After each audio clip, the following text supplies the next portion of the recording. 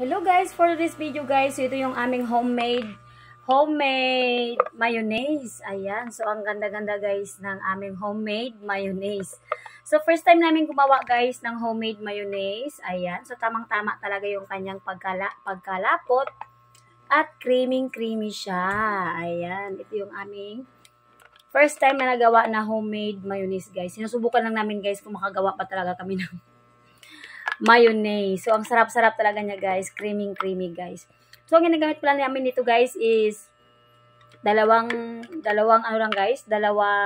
itlog na large.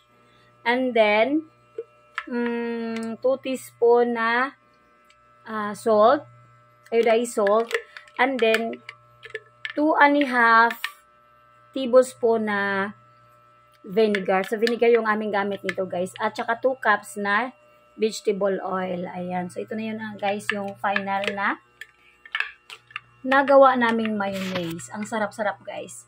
Tapos yung guys, sabi ng anak ko guys, lagyan daw namin to ng toppings na itlog na nilaga.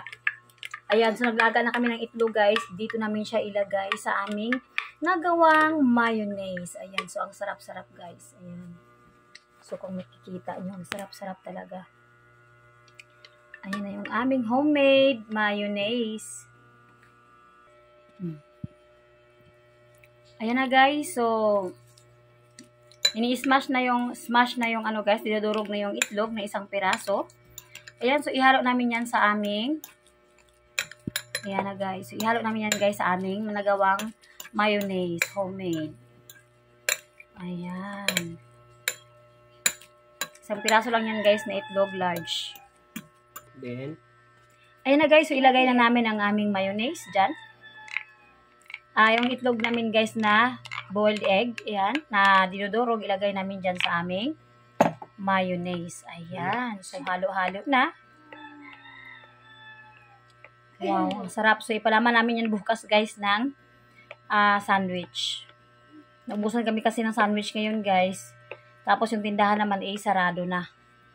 So ganyan na yung aming mayonnaise homemade. May egg na, boiled egg na hinahalo guys. Ayan. Ayan.